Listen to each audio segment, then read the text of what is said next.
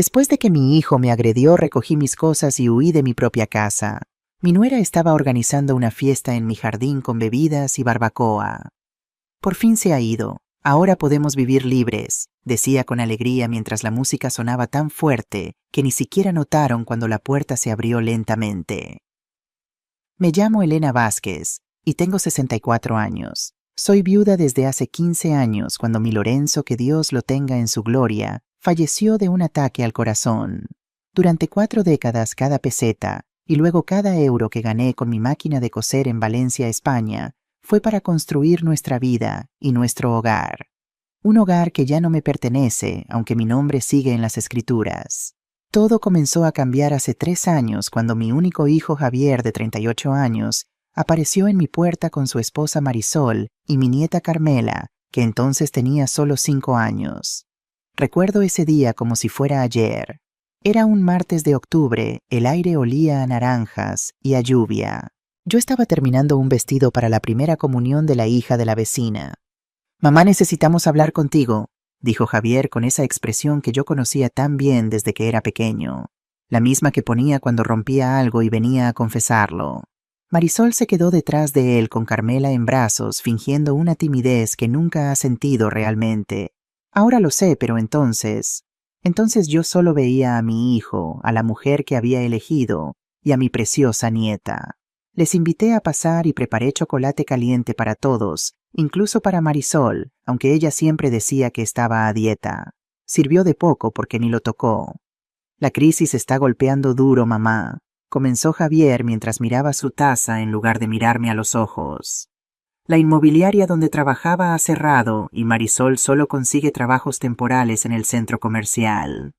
Lo que no me contó ese día, lo que descubriría mucho más tarde, es que su despido no tenía nada que ver con la crisis económica. Javier había estado desviando comisiones a una cuenta personal pequeñas cantidades durante meses, que finalmente fueron descubiertas. No fue a la cárcel por la generosidad de su jefe, pero su reputación en el sector inmobiliario de Valencia quedó destrozada. Y luego estaba lo otro, lo que ni siquiera Marisol sabía entonces, las deudas de juego que se acumulaban mes tras mes. «No podemos seguir pagando el alquiler del piso, mamá», continuó ahora mirándome directamente con esos ojos que heredó de su padre. «Pensamos que podríamos quedarnos aquí contigo solo temporalmente, hasta que podamos recuperarnos económicamente. 6 meses como mucho». 6 meses. 3 años después, esas palabras todavía resuenan en mi cabeza como una cruel broma. Miré a mi alrededor a la sala de estar donde Lorenzo y yo habíamos pasado tantas noches. El sofá donde le di el pecho a Javier cuando era un recién nacido. La mesita que compramos en nuestro 10º aniversario. Las paredes que pintamos juntos riéndonos cuando la pintura nos salpicaba. Este era mi hogar construido con 40 años de trabajo duro, de sacrificios de amor. «Claro que podéis quedaros», respondí sin dudar. ¿Cómo podría negarme? Era mi hijo, mi sangre. «Esta casa siempre será tu casa también, Javier». Qué equivocada estaba. Carmela saltó de los brazos de su madre y corrió hacia mí. «Abuela, vamos a vivir contigo, podré dormir en la habitación con las flores». Su inocencia me hizo sonreír. La habitación con las flores era el antiguo cuarto de Javier que yo había redecorado después de que él se fuera a vivir solo. Ahora tenía un papel pintado con girasoles y una colcha a juego. «Claro que sí, cariño», le dije mientras la abrazaba. Marisol por fin habló. «Es muy generoso de tu parte, Elena. Te prometemos que será temporal. Ya sabes, hasta que nos pongamos de pie nuevamente». Había algo en su sonrisa que debería haberme alertado. Una sonrisa que no llegaba a sus ojos. Pero estaba tan feliz de tener a mi familia cerca, de escuchar risas infantiles en casa nuevamente, que ignoré la voz dentro de mí que me decía que tuviera cuidado. Esa noche, después de que se instalaran en la habitación de Javier Carmela, estaba encantada con las flores. Me senté en mi mecedora frente a la ventana que da al patio trasero. El patio donde planté naranjos y limoneros hace 20 años, donde Lorenzo construyó una pequeña fuente para que los pájaros vinieran a beber. Pensé en cómo la casa volvería a estar llena, viva. No más cenas solitarias, no más silencio interminable. «Lorenzo», susurré a la fotografía de mi difunto marido, que siempre llevo en el bolsillo de la bata. «Nuestro niño ha vuelto a casa con su familia. Ojalá estuvieras aquí para verlo».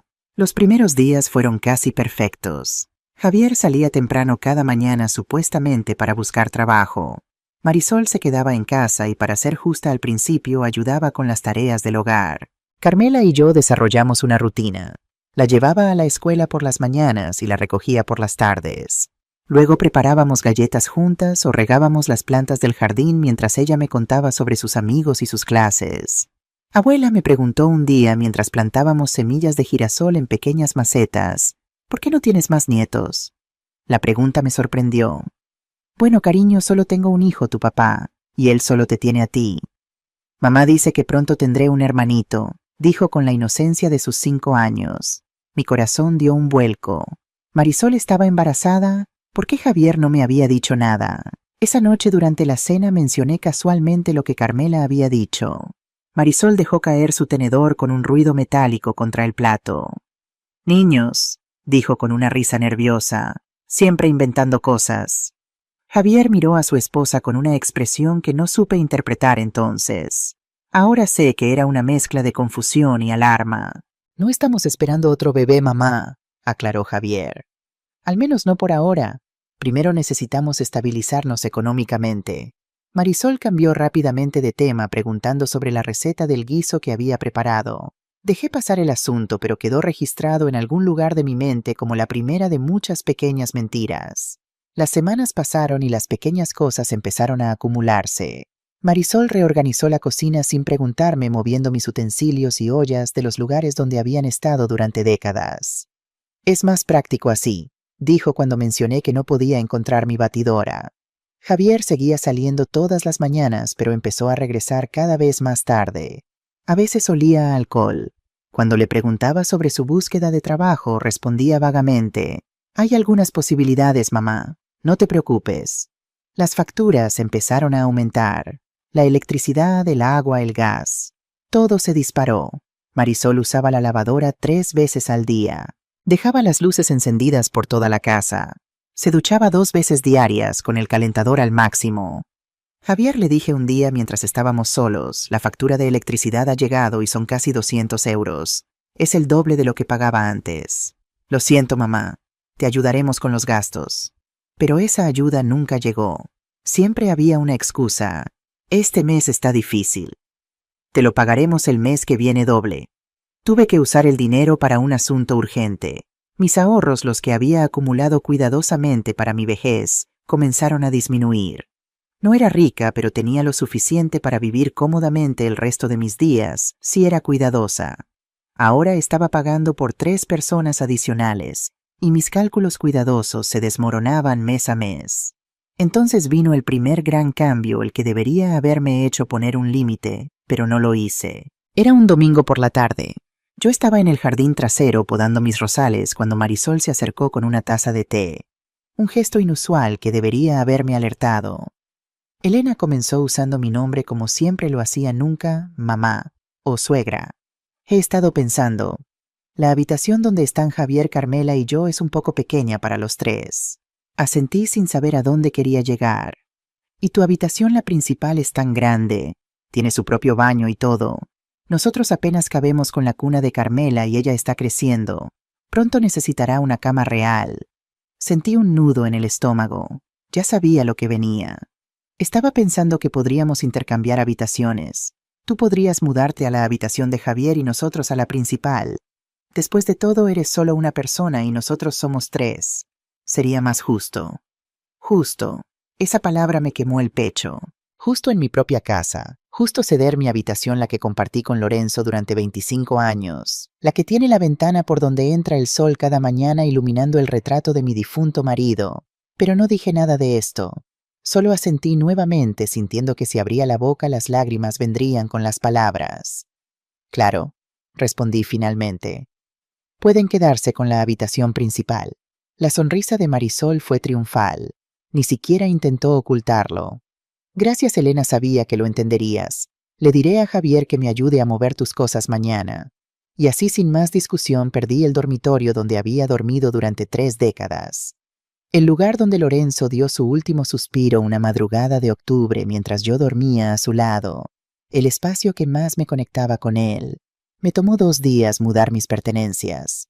Javier ayudó a trasladar los muebles más pesados, pero era evidente que lo hacía a regañadientes. Marisol ya estaba limpiando mi habitación antes de que terminara de sacar todas mis cosas. Colgó cortinas nuevas, puso sábanas nuevas, borró cada rastro de mí en menos de una hora. La habitación trasera era pequeña oscura, daba al calentador de agua. Se podía escuchar el goteo durante toda la noche. No tenía armario. Tuve que poner mi ropa en cajas debajo de la cama, pero me dije a mí misma que era temporal solo unos meses. Pronto se irían y recuperaría mi espacio. Gracias, mamá, dijo Javier cuando terminamos de trasladar mi cómoda. Esto nos ayuda mucho. Había gratitud en su voz, pero también algo más. Vergüenza, culpa no estaba segura. Lo que sí sabía es que mi hijo había cambiado. Ya no era el niño considerado que crié el que siempre pensaba en los demás antes que en sí mismo. Ahora había un egoísmo en él que nunca antes había visto. No es nada, respondí tragándome el dolor. Lo importante es que estemos todos cómodos. 3 meses pasaron, luego 6. No había señales de que fueran a marcharse. Nunca hablaban de buscar otro lugar. Cuando preguntaba cómo iban los ahorros para su apartamento, Javier cambiaba de tema. Es difícil, mamá. Todo está muy caro. Necesitamos más tiempo. Mientras tanto, Marisol comenzó a invitar gente a la casa. Sus amigas, sus hermanas. Venían los sábados. Se quedaban durante horas. Bebían mi café. Reían a carcajadas. Usaban mis tazas. Lo dejaban todo sucio. Yo limpiaba después de que se iban. Una tarde escuché a una de ellas preguntar: «¿Esta casa es tuya, Marisol?» «No es de mi suegra, pero vivimos aquí». La otra mujer dijo algo que no pude escuchar. Marisol se rió. Ya veremos, ya veremos. Esas palabras siguieron resonando en mi mente. Ya veremos.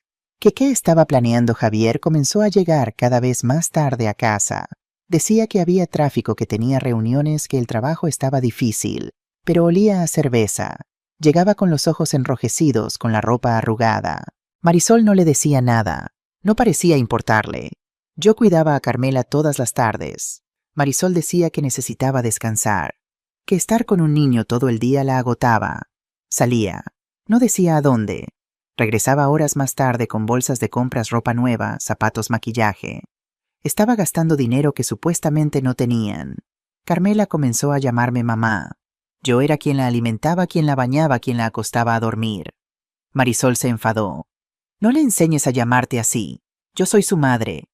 Le expliqué que la niña lo decía por sí misma, que yo no le estaba enseñando nada. Pero Marisol no me creyó. Comenzó a mantener a Carmela alejada de mí.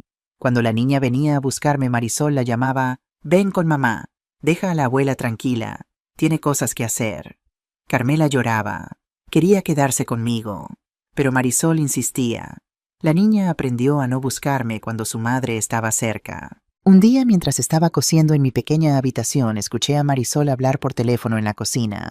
No quería espiar, pero su voz era alta y las paredes delgadas. «Sí, está funcionando perfectamente. La vieja nos ha dejado su habitación. Es solo cuestión de tiempo antes de que consigamos que ponga la casa a nombre de Javier. Ya sabes, por si algo le pasa. Es lo más lógico, ¿no? Ese es su único hijo». Mi corazón se aceleró. Así que ese era el plan. Querían mi casa. No solo vivir en ella temporalmente, sino poseerla completamente. Esa noche no dormí. Me quedé mirando al techo, escuchando el goteo incesante del calentador de agua, pensando en cómo había llegado a esta situación. Yo, que siempre había sido independiente. Yo, que trabajé durante 40 años para tener mi propio techo. Ahora estaba siendo lentamente desplazada de mi propio hogar por mi hijo y su esposa. Al día siguiente revisé mis documentos importantes, las escrituras de la casa, mis estados de cuenta bancarios, mi identificación. Los guardaba en una caja de metal en el fondo de mi armario. Pero cuando abrí el armario, la caja no estaba allí. El pánico me invadió. Busqué por toda la habitación, debajo de la cama, entre mis ropas. Nada. Alguien había tomado la caja. Y solo había 2 posibles culpables. Confronté a Javier esa noche cuando regresó del trabajo o de donde fuera que pasaba sus días. «Javier, mis documentos han desaparecido. ¿Sabes algo de esto?» Ni siquiera me miró a los ojos. «No sé de qué estás hablando, mamá». «Mi caja de metal, la que contiene las escrituras de la casa, mis papeles bancarios. Quizás la moviste y lo olvidaste. Ya sabes que últimamente olvidas cosas». Era la primera vez que insinuaba que mi memoria fallaba. Yo tenía 64 años, no 94. Mi mente estaba perfectamente clara. No la olvidé, Javier. Alguien la tomó.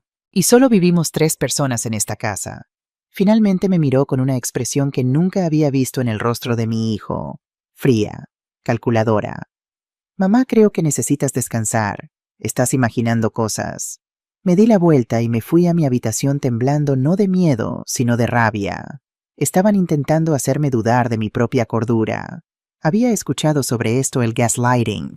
Nunca pensé que mi propio hijo lo usaría contra mí. Unos días después de la desaparición de mis documentos, recibí una carta del banco. Era un estado de cuenta de un préstamo que yo nunca solicité. 5,000 a mi nombre con mi firma, o algo que se parecía a mi firma. Llamé al banco inmediatamente. Sí, señora Vázquez, me dijo el empleado. El préstamo fue aprobado hace 2 meses. El dinero ya está en su cuenta. Pero yo no había visto ese dinero. No estaba en mi cuenta. Debe haber un error, insistí. Yo nunca solicité este préstamo. Lo siento, señora, pero tenemos su solicitud con su firma. Todo está en orden. Colgué sintiendo que el mundo se desmoronaba a mi alrededor. Alguien había falsificado mi firma. Alguien había solicitado un préstamo en mi nombre. Y yo sabía exactamente quién era ese alguien. Esa tarde, cuando Marisol salió con sus amigas y Carmela estaba en la escuela, busqué en la habitación principal mientras Javier no estaba. No me enorgullece, pero necesitaba pruebas. En el fondo de un cajón debajo de los calcetines de Javier, encontré mi caja de metal. La abrí con manos temblorosas. Las escrituras estaban allí, pero había algo diferente en ellas. Habían sido manipuladas. Donde antes solo estaba mi nombre como propietaria, ahora aparecía también el de Javier como copropietario. Era una falsificación burda, pero para alguien que no conociera el documento original, podría parecer auténtica. También encontré extractos bancarios que mostraban transferencias de mi cuenta a una que no reconocía. Pequeñas cantidades al principio, luego sumas cada vez mayores. En total, casi 3,000 habían desaparecido de mis ahorros en los últimos meses. Y luego estaba el documento del préstamo. Mi firma estaba allí, pero cualquiera que conociera mi letra sabría que era falsa. El dinero había sido transferido directamente a la cuenta de Javier, no a la mía. Tomé fotografías de todo con el teléfono móvil que Carmela me había enseñado a usar. No sabía qué haría con esta información, pero necesitaba tener pruebas. Volví a poner todo exactamente como lo había encontrado, y regresé a mi habitación, el corazón latiéndome tan fuerte que temía que pudiera escucharse por toda la casa. Esa noche durante la cena observé a mi hijo y a su esposa con nuevos ojos. Ya no eran la familia que necesitaba un lugar temporal para quedarse. Eran estafadores, ladrones, personas que estaban robando a una anciana, a una madre, a la persona que les había dado un techo cuando lo necesitaban. ¿Te encuentras bien, Elena?, preguntó Marisol notando mi silencio. Estás muy pálida. Estoy perfectamente, respondí forzando una sonrisa. Solo un poco cansada. Deberías acostarte temprano, sugirió Javier con falsa preocupación. A tu edad necesitas más descanso. A mi edad, como si fuera una inválida, como si no pudiera cuidar de mí misma, como si no hubiera criado a un hijo sola después de quedar viuda, como si no hubiera trabajado durante décadas para mantener esta casa. Tienes razón, dije siguiéndoles el juego. Me iré a la cama pronto, pero no dormí. Planeé. Pensé en mis opciones, en lo que podía hacer. No quería denunciar a mi propio hijo a la policía. ¿Qué madre hace eso? Pero tampoco podía permitir que continuaran robándome, manipulándome, expulsándome lentamente de mi propia vida. Decidí que necesitaba ayuda profesional. Un abogado, alguien que conociera las leyes sobre fraude financiero y abuso de ancianos, aunque me costaba considerarme una anciana. Pero ¿cómo contactar a uno sin que Javier y Marisol lo supieran? Ellos monitoreaban el teléfono fijo, controlaban el correo. Incluso habían empezado a revisar mi móvil cuando pensaban que no me daba cuenta. La respuesta vino en forma de mi vecina Dolores. Teníamos la misma edad, habíamos sido amigas durante décadas. Ella había notado los cambios en mi vida, cómo ya no salía tanto, como Marisol parecía controlar cada aspecto de la casa. Un día, mientras yo regaba las plantas del frente, se acercó casualmente. Elena, te he echado de menos en nuestras meriendas de los jueves, dijo refiriéndose a las reuniones que solíamos tener con otras mujeres del barrio. ¿Por qué no vienes este jueves como en los viejos tiempos? Antes de que pudiera responder, Marisol apareció en la puerta. Elena, necesito que me ayudes con algo en la cocina. Dolores me miró significativamente, luego a Marisol, luego a mí otra vez. Vio algo en mi expresión, algo que yo no pude ocultar. En realidad, dijo Dolores con firmeza, necesito que Elena me ayude con un patrón de costura. Será solo 1 hora. Puedes prescindir de ella durante 1 hora, ¿verdad, querida? Marisol dudó, claramente molesta por la intrusión, pero sin una excusa razonable para negarme salir. Supongo, respondió finalmente. Pero no tardes mucho, Elena. Sabes que Carmela llega pronto de la escuela. Así fue como por primera vez en meses pude hablar libremente con alguien fuera de las paredes de mi prisión doméstica. En la sala de estar de Dolores, rodeada de sus plantas y sus fotografías familiares, le conté todo. El préstamo fraudulento, los documentos falsificados, el dinero desaparecido, cómo me habían quitado mi habitación, cómo controlaban cada aspecto de mi vida. Dolores escuchó sin interrumpir su expresión, cambiando de sorpresa a preocupación y finalmente a indignación. Esto es abuso, Elena, dijo cuando terminé. Abuso financiero y emocional. Necesitas ayuda legal. No puedo denunciar a mi propio hijo, protesté, aunque cada vez estaba menos segura. No se trata de denunciar, se trata de protegerte, de proteger lo que es tuyo, lo que construiste con Lorenzo durante tantos años. Mencionó a su sobrina, una abogada especializada en derecho familiar y casos de abuso de ancianos. ¿Puedo pedirle que te llame a mi teléfono? Puedes venir aquí para hablar con ella.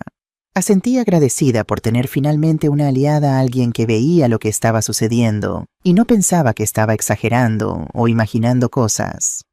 Esa noche, después de regresar a casa, Marisol me interrogó sobre lo que había hablado con Dolores. Le dije que solo habíamos discutido sobre patrones de costura y recetas, las cosas inocuas que esperaría que 2 mujeres mayores conversaran. Pareció creerme, o al menos fingió hacerlo, pero a la mañana siguiente, cuando me desperté, algo había cambiado. Había un ambiente diferente en la casa. Marisol estaba inusualmente amable preparándome el desayuno, preguntándome cómo había dormido. Javier, que normalmente ya habría salido, estaba sentado en la mesa de la cocina con papeles frente a él. «Buenos días, mamá», dijo con una sonrisa que no llegaba a sus ojos. «Tenemos algo importante que discutir contigo». Me senté sintiendo que estaba a punto de entrar en una trampa cuidadosamente preparada. «Hemos estado pensando», continuó Javier, «en tu futuro, en tu seguridad. ¿Ya sabes si algo te sucediera?» «Dios no lo quiera», añadió rápidamente Marisol con falsa piedad. «Queremos asegurarnos de que todo esté en orden, que la casa, tus bienes, todo quede protegido». Empujó los papeles hacia mí. Eran documentos legales elaborados profesionalmente. En la parte superior, en letras grandes, transferencia de propiedad. «¿Qué es esto?», pregunté, aunque sabía exactamente lo que era. «Es solo una formalidad, mamá, para poner la casa a nombre de los dos, tú y yo como copropietarios. Así, si algo te sucede, no habrá complicaciones legales. Yo podré hacerme cargo de todo. Y si algo me sucede a mí antes que a ti», añadió con una sonrisa que pretendía ser tranquilizadora, «la casa seguiría siendo tuya, por supuesto».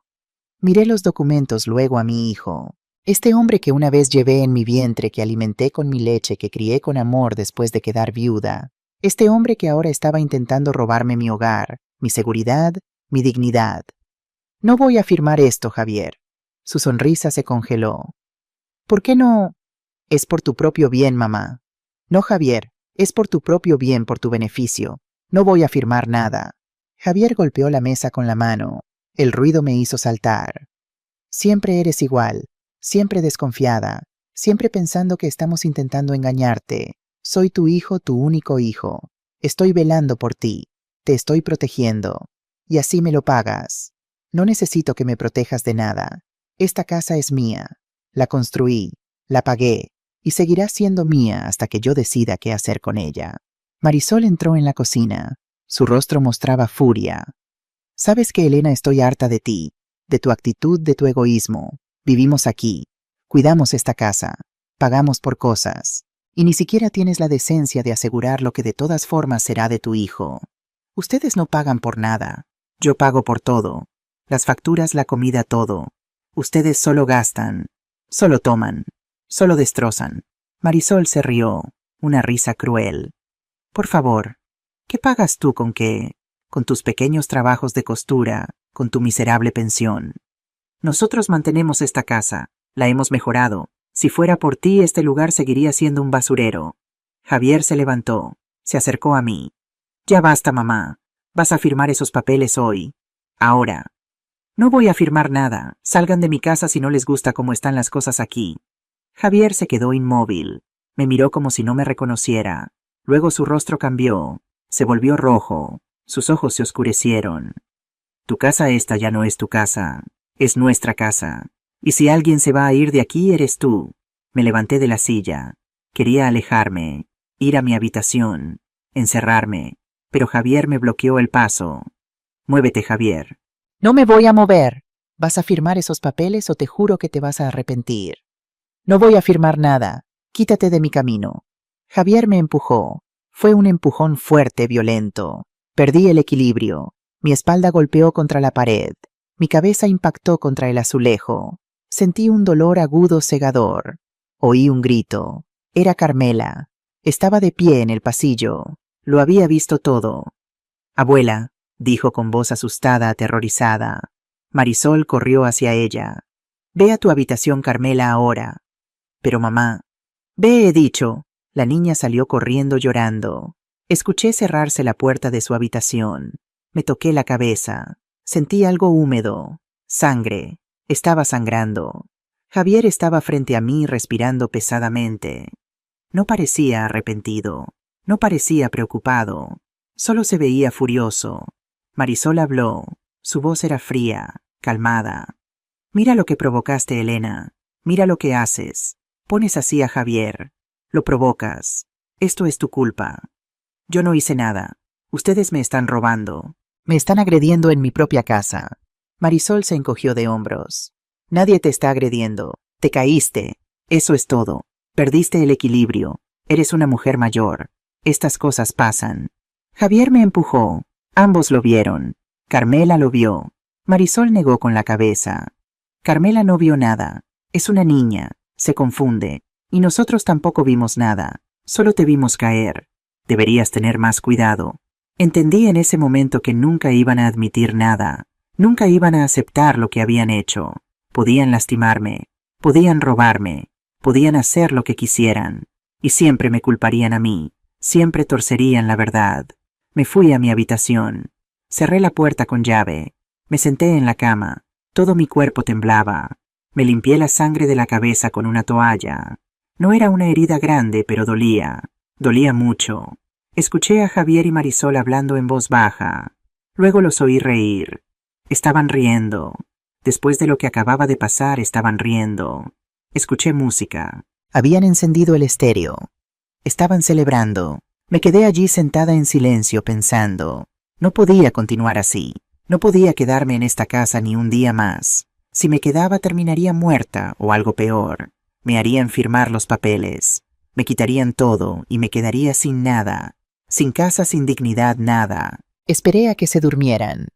Era casi la medianoche cuando dejé de escuchar ruido. Me levanté. Saqué mi bolsa, la misma que había preparado en mi mente durante días. Puse ropa, medicamentos, los documentos que había escondido, dinero. Tenía unos 1.200 euros ahorrados en efectivo, todo lo que había logrado guardar sin que ellos lo supieran. Abrí la puerta de mi habitación lentamente. La casa estaba oscura, silenciosa. Caminé por el pasillo. Pasé junto a la habitación de Carmela. Quería entrar. Quería despedirme, pero no podía.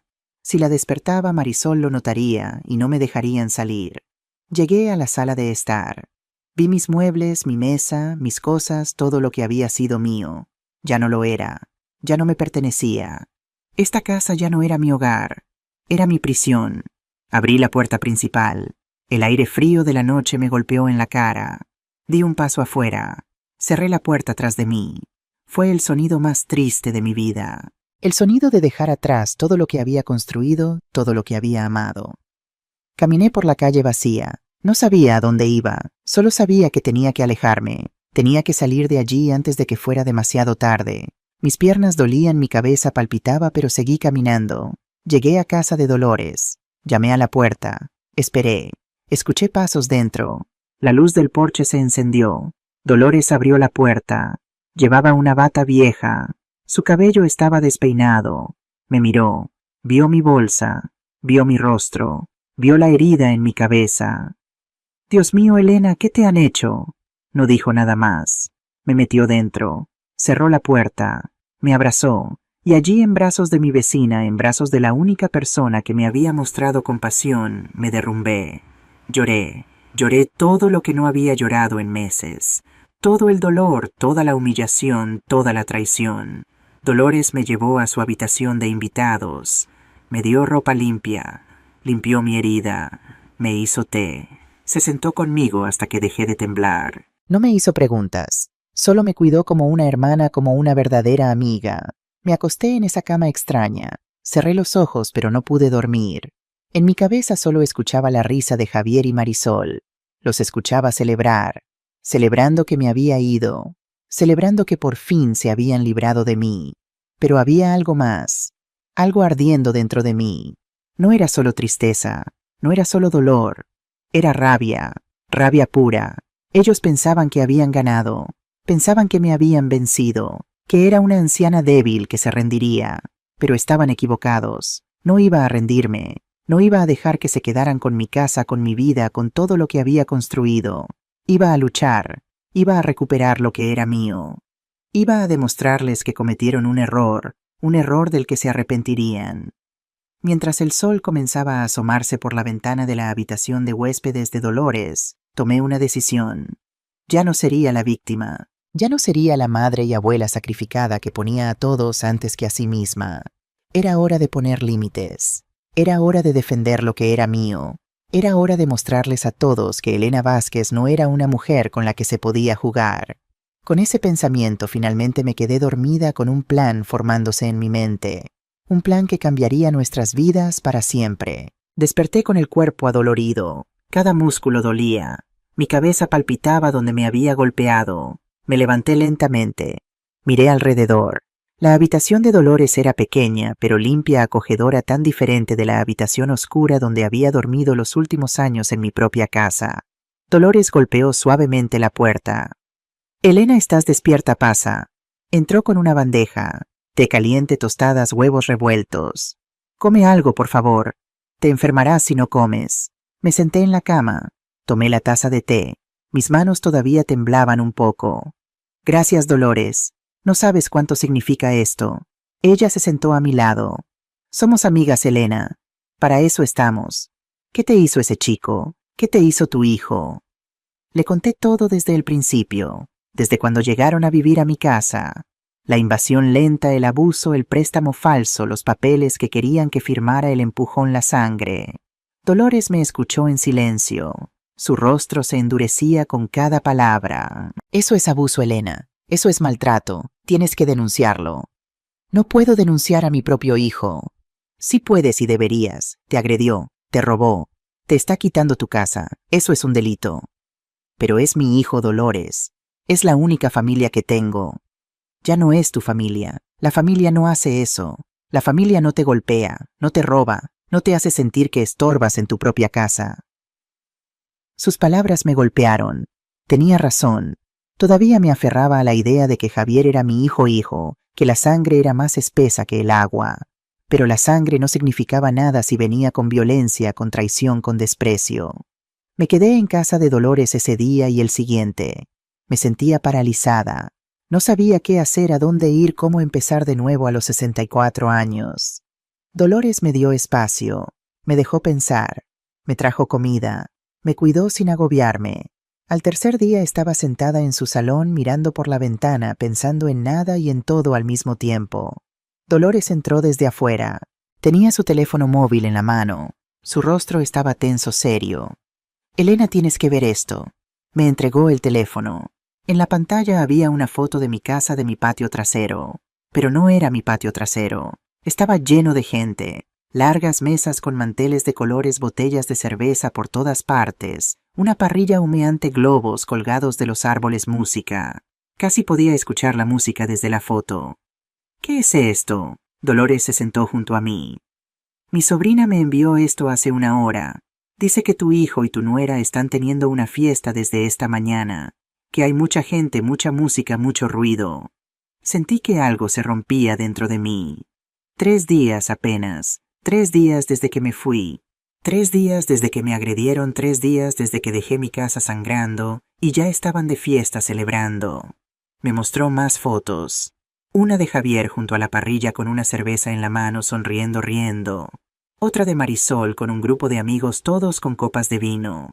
Otra del patio trasero lleno de gente extraños en mi jardín pisando las plantas que planté usando mis mesas, mis sillas, todo. «Hay más», dijo Dolores deslizando el dedo por la pantalla. «Mi sobrina dice que escuchó algo extraño. Me mostró otra foto esta vez de personas con aspecto profesional que no reconocí. Un hombre de traje y una mujer con un portafolio». «¿Quiénes son?», pregunté. «Agentes inmobiliarios», respondió Dolores con voz grave. «Teresa dice que los escuchó hablar sobre valoraciones y potenciales compradores.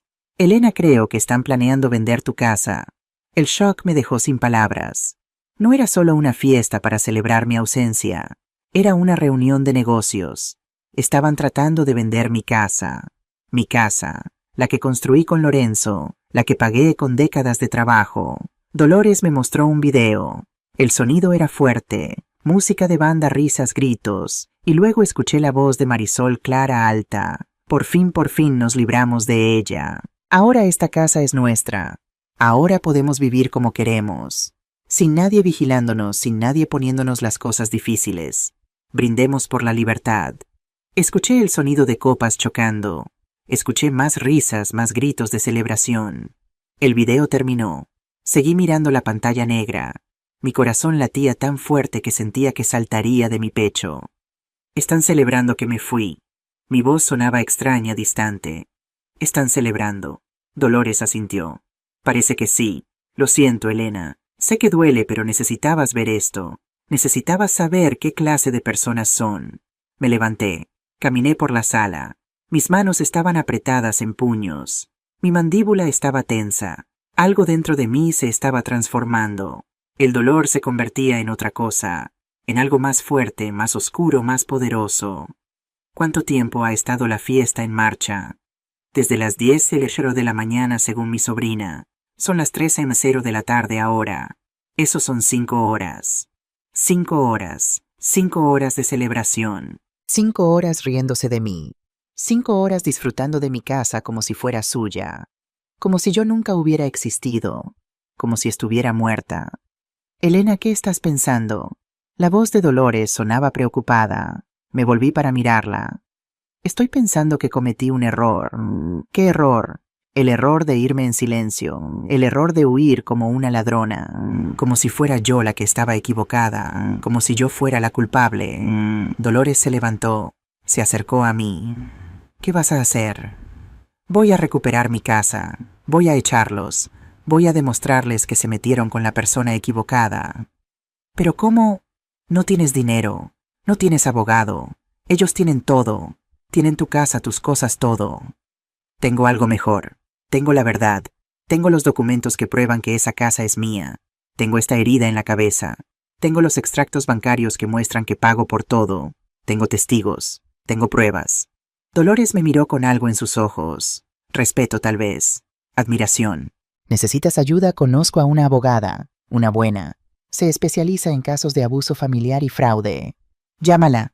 Dolores sacó su teléfono, marcó un número, habló en voz baja, explicó la situación, escuchó, asintió, colgó.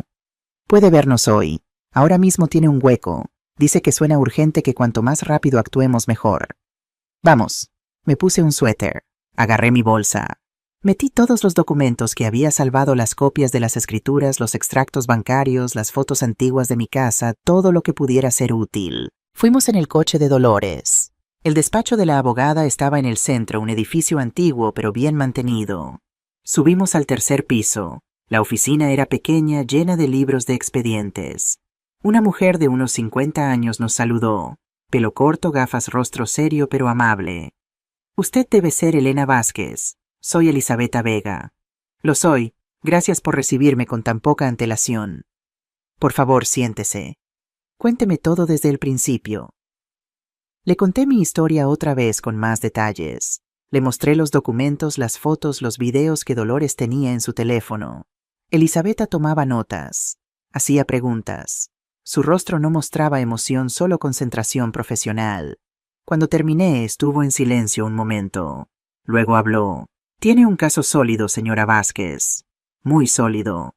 Fraude, falsificación de firma, abuso físico, invasión de propiedad, despojo. Puedo ayudarla, pero necesito que entienda algo. Esto va a ser difícil. Va a ser doloroso. Va a tener que enfrentarse a su hijo. Llevarlo a los tribunales, quizás a la cárcel. ¿Está dispuesta a hacer eso? Estuve en silencio pensando, imaginando a Javier tras las rejas, a Carmela sin padre, a Marisol sola. Parte de mí sentía culpa, dolor, pero luego recordé el empujón, la sangre, la risa, la fiesta, el video de Marisol brindando por mi ausencia, los agentes inmobiliarios valorando mi casa. Sí, estoy dispuesta. Elisabetta asintió. Bien, entonces empecemos. Primero necesito que firme estos papeles. Está contratándome como su representante legal. Luego prepararemos una demanda y vamos a solicitar una orden de desalojo temporal. Con las pruebas que tiene, podemos conseguir que un juez lo saque de su casa mientras se resuelve el caso. ¿Cuánto tiempo lleva eso? Normalmente semanas, pero con la fiesta que están teniendo ahora mismo y con su reciente lesión, podemos solicitar una orden de emergencia. Podríamos tenerla hoy, en unas horas. Hoy, mi voz tembló. Hoy, señora Vázquez, están en su propiedad sin su permiso, la agredieron, la obligaron a huir, están teniendo una fiesta celebrando su partida mientras usted está aquí sin hogar, sin sus cosas. Eso es ilegal, eso es cruel, y un juez lo verá así. Confíe en mí. Firmé los papeles. Elisabetta hizo llamadas, habló con un juez, con la policía, con servicios sociales. Trabajaba rápidamente, eficientemente, como una máquina bien engrasada. Me quedé sentada observando, sintiendo cómo algo estaba cambiando, cómo el poder estaba cambiando de manos. Ya no era la víctima que huía, era la propietaria reclamando lo que era suyo. Después de una hora de llamadas, Elisabetta dejó su teléfono sobre el escritorio y me miró. Elena, antes de continuar, hay algo personal que quiero compartir contigo. Su tono había cambiado. Ya no era puramente profesional, era más íntimo, más humano. Mi interés en casos como el tuyo no es casualidad. Hace 15 años mi madre pasó por algo similar. La miré sorprendida. No esperaba esta confesión. Mi hermano mayor, Antonio, desarrolló un problema con el alcohol después de su divorcio. Se mudó de vuelta a casa de nuestra madre.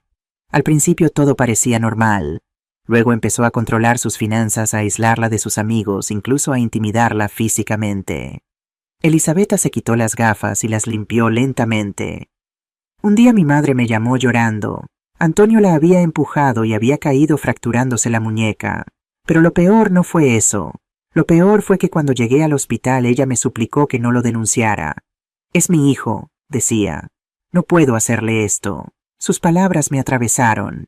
Era exactamente lo que yo había dicho. Respeté sus deseos. No presenté cargos. 3 meses después Antonio había vaciado sus cuentas bancarias y había hipotecado su casa para financiar su adicción. Cuando finalmente actuamos era demasiado tarde. Mi madre perdió casi todo. Murió 2 años después, creo que en parte por la tristeza y la humillación. Elisabetta me miró directamente a los ojos. Desde entonces me he dedicado a ayudar a personas como tú, Elena, porque sé que el amor maternal es poderoso, pero a veces ese amor nos ciega. A veces la verdadera forma de amar a nuestros hijos es establecer límites firmes, incluso cuando eso signifique consecuencias legales para ellos. Sus palabras me conmovieron profundamente. No estaba sola en esto. Esta mujer no solo entendía legalmente mi caso, sino que lo entendía emocionalmente. Había vivido el otro lado de esta historia. Gracias por confiarme esto, le dije. Me ayuda a saber que entiendes realmente lo que estoy pasando. Elisabetta asintió y volvió a su modo profesional. Entonces continuemos. He hablado con el juez Ramírez. Conoce bien estos casos. Ha accedido a revisar tu solicitud de emergencia esta misma tarde. 3 horas más tarde, Elisabetta colgó el teléfono. Sonrió una pequeña sonrisa profesional. Lo tenemos. El juez aprobó la orden de desalojo de emergencia. Tenemos permiso para entrar en su propiedad acompañados por la policía. Podemos hacerlo ahora mismo esta tarde durante la fiesta. ¿Durante la fiesta? Repetí las palabras. Sí, mientras todos están allí, todos los testigos, todas las pruebas de que están ocupando ilegalmente su propiedad es el mejor momento. Los pillaremos desprevenidos. No podrán esconder nada. No podrán negar nada. Dolores me tomó de la mano. ¿Estás segura, Elena? ¿Estás lista para esto? Miré por la ventana. El sol comenzaba a ponerse. Pronto sería de noche. Pronto llegaría el momento de regresar, de enfrentarlos, de reclamar. Sí, estoy lista. El nombre completo de la abogada era Elisabetta Vega Montero.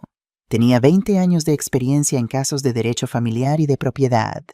Me contó mientras preparaba los últimos documentos. He visto casos como el suyo docenas de veces, señora Vázquez. Hijos que abusan de sus padres, que los despojan, que los maltratan, y siempre es lo mismo. Los padres tienen miedo de actuar, miedo de quedarse solos, miedo de lo que dirá la gente, pero usted está haciendo lo correcto, lo valiente. No me siento valiente, me siento asustada. Eso es normal, pero el miedo no significa que esté equivocada, solo significa que está reclamando algo que vale la pena. Elisabetta hizo más llamadas, coordinó con la policía.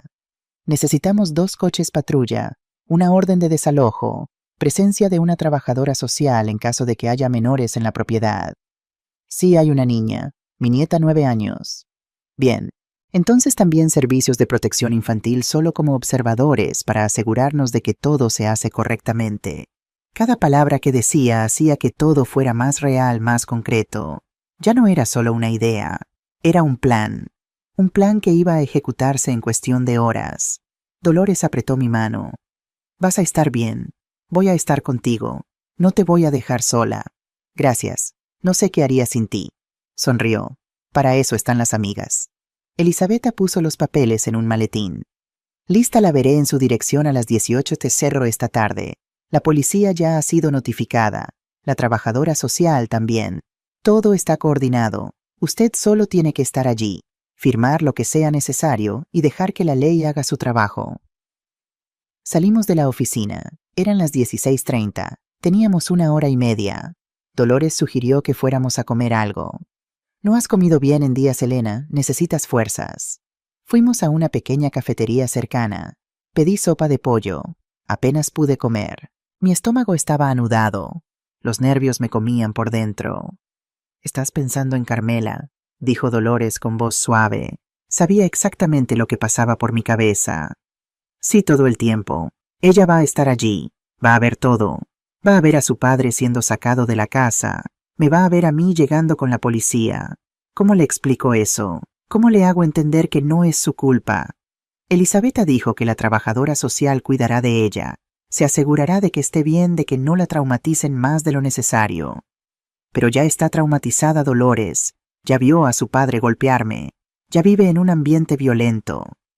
Por eso es importante que hagas esto, para sacarla de allí y para mostrarle que el abuso no se tolera, que hay consecuencias, que las mujeres no tienen que aguantar lo que las abuelas tampoco. Tenía razón. Esto no era solo por mí, era por Carmela también, para enseñarle que merecía crecer en un hogar sin violencia, sin gritos, sin miedo. Aunque ese hogar ya no incluyera a su padre. Terminamos de comer. Dolores pagó la cuenta. No tenía hambre, pero había comido lo suficiente para no desmayarme. Necesitaba estar fuerte, necesitaba estar lúcida. Esto era lo más importante que había hecho en años, quizás en toda mi vida. Subimos al coche. Dolores condujo lentamente. Llegamos a mi calle a las 17:40. Aparcamos 3 casas antes de la mía. Desde allí podíamos ver. La fiesta todavía continuaba. Todavía había gente. Todavía había música. Todavía había risas. Mi corazón latía tan fuerte que sentía que iba a explotar. Respiré hondo 1 vez, 2 veces, 3 veces.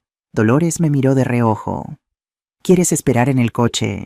Puedes salir cuando llegue la policía. No quiero verlo todo. Quiero estar presente desde el principio. A las 18:00 exactamente llegó el primer coche patrulla. Estacionó frente a mi casa.